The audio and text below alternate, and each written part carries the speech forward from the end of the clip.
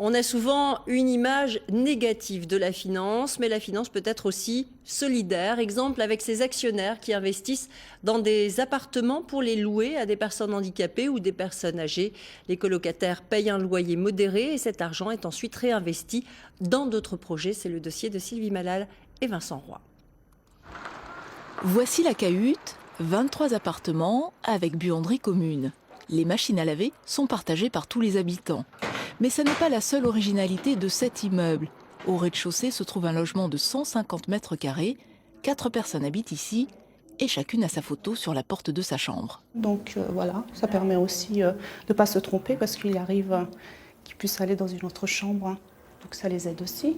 Les colocataires souffrent en effet de troubles cognitifs. Grâce à leurs allocations cumulées, ils peuvent disposer d'une assistante de vie sociale présente en permanence, avec des sorties quotidiennes quand il fait beau.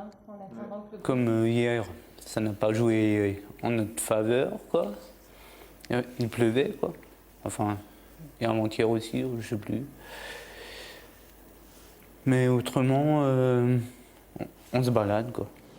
Justement, ils partent tous en promenade, y compris Alain, qui reçoit aujourd'hui la visite de ses parents. 1 an après son accident vasculaire cérébral, dans cet environnement, il fait d'énormes progrès.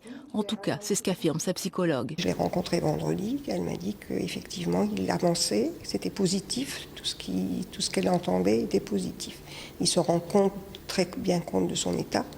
Il se rend compte qu'il ne peut pas vivre tout seul. Notre objectif aujourd'hui à Famille Solidaire, c'est de pouvoir lever 2 millions d'euros pour poursuivre d'autres projets sur d'autres territoires, sur des solidarités qui sont similaires. D'autres projets, comme ici à Schleital, en milieu rural. Catherine Tête est propriétaire de cette longère trop compliquée à transformer en habitation. Mieux vaut construire sur un terrain comme celui-ci, le long de ce chemin qui fait le lien entre les villageois. C'est un chemin où les gens se promènent, c'est un chemin où les gens se croisent, où il y a la rencontre qui se fait. Des particuliers qui portent des projets d'intérêt général. Au département, on observe ces expériences avec attention, d'autant que l'ancien système semble à bout de souffle. Des centres spécialisés, il n'y en a pas suffisamment et dans les prochains temps, il n'est pas vraiment prévu de construire des places supplémentaires.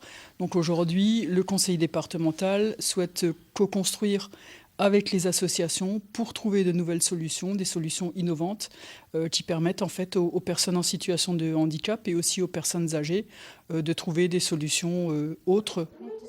Le chien s'appelle Berlioz, car sa maîtresse Raymonde adore la musique classique. Elle attend avec impatience que Catherine Tête concrétise son projet d'habitat partagé à Schleital. Vivre seule est devenu compliqué avec l'âge. Elle demande parfois de l'aide, mais pas toujours.